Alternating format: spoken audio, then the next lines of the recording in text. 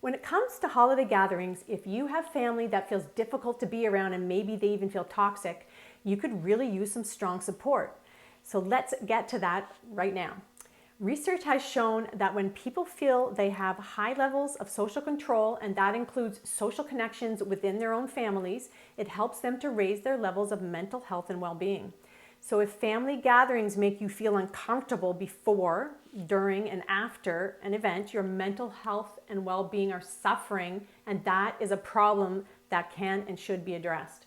Perhaps you are one of those people who feels a lot of stress when family gathering time comes around. In those instances, you can fall right back into old childlike patterns such as feeling sad and hurt, or maybe it's anger you feel. You think, how could time have stood still for these inconsiderate people with their harmful behaviors? Family is supposed to be loving and caring, right? Well, that for sure isn't what I have. Wherever you find yourself related to messy family dynamics, you will want to practice stepping back from it all, taking a breath, and then getting into the present as best you can. From there, ask yourself, what perspective am I coming from related to my family? Like if I was a fly on the wall watching me interacting with them, what would I notice? The biggest question you want to reveal is, who am I being as I engage with them? Am I being who I want to be, or a more limited, triggerable me? By looking at who you're being when you're at family functions, it can help illustrate your possible blind spots. That means you can start to see where your personal power is leaking from you. And basically, this can provide you with some direction. Now, to help you become the noticer of who you're being at family gatherings, let's look at 3 possible scenarios related to the perspective that you could take on. Number 1, here you just show up and hope that your family will be better, meaning you yearn for them to change and for things to somehow improve. Like your aunt to stop embarrassing you, or maybe your mom to stop judging you, your sibling to quit being so obnoxious, and your uncle to cool it with his alcohol intake and maybe his ridiculous stories.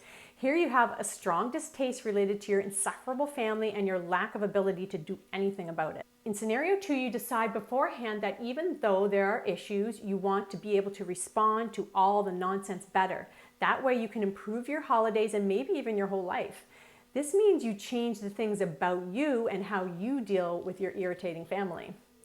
Finally, in scenario 3, you notice when there is a large depth of dysfunction within your family circumstances, and so you put up a very strong boundary. Here, you just don't even attend the gathering, meaning you change the circumstances by not being there at all. So now let's go through these 3 scenarios.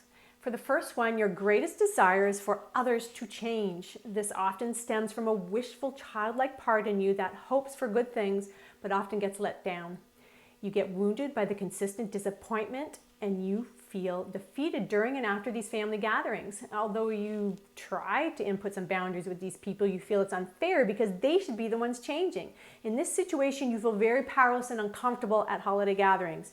You find yourself in awkward conversations where you either clam right up or you get into a winless argument, leaving you feeling drained, hurt, and angry. This sense of upset feels very familiar to you, and it can basically last for days. It could also be that you are a highly empathic person who feels what others feel and cannot stand the harshness of the family environment. Maybe you see other family members being impacted poorly too, but just keep swirling inside the yucky feeling of it all. You just keep showing up out of feelings of guilt and obligation. You want your family to be better, so you maintain your attendance and hope things will get better someday, somehow. For the second scenario, you look to have yourself respond to your family environment differently. You're interested in personal power and think your family issues related to your own learning and growing are the way to go. You have read a few articles and watched some videos. You're willing to use your next holiday gathering as a good place to practice expanding the limits of your personal power.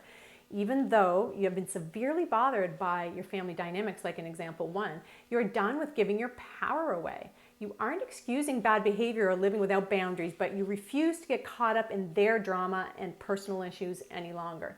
You begin to stop abandoning yourself and swimming in all those negative emotions for very long. You start to notice that you do have power of focus. So you decide and practice how to feel okay, even when old bad feeling patterns try to take your mind and body over. You feel it in your body. You speak up when you need to, but mostly you become an observer of everything with a good dose of humor inside of you. The third scenario relates to weighing out your needs and your values and deciding if it's worth it to even attend the gathering.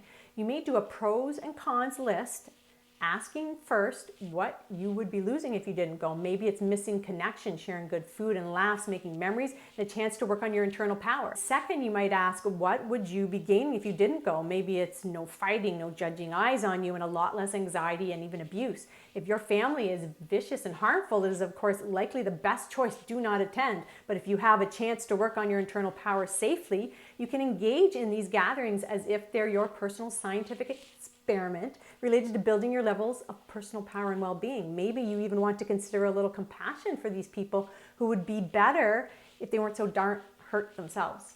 This is something you have to gauge for yourself though. The biggest takeaway is you are the star of your own life. So work with your mind's old habituated patterns, challenge your repetitive thoughts and feelings so that you aren't just a conditioned bunch of habits and responses. Now to finish this up, here are 3 questions to ask yourself so that you make your family gatherings and your life better.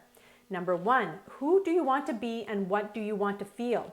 Examples could be independent, strong, happy, and free. Question 2, what do you truly value? Examples could be self-care, humor, growth, and an understanding of the bigger picture. And finally, number 3, what conditioned stories keep trying to live through you? Examples could be, family shouldn't be like this. I'm small, fragile, and alone, and they need to understand me. Here you start to become more aware of your beliefs so that you don't keep old patterns alive. You think that maybe your family has stayed the same, but if you don't change something in you, you will also have stayed the same. So remember, it's often just confused, hurt parts from your childhood trying to make your choices for you. And even though you sometimes feel more like the updated version of you, you want to practice being that stronger you around family. And that includes being super compassionate to yourself if your family still triggers you. That is okay when it happens. Changes will occur over time. Self-compassion and internal patience are a must when it comes to dealing with those sometimes insufferable family gatherings.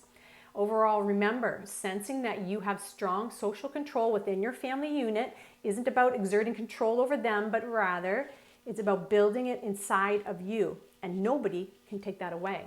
Thanks so much for connecting today, and I hope you enjoy your holidays.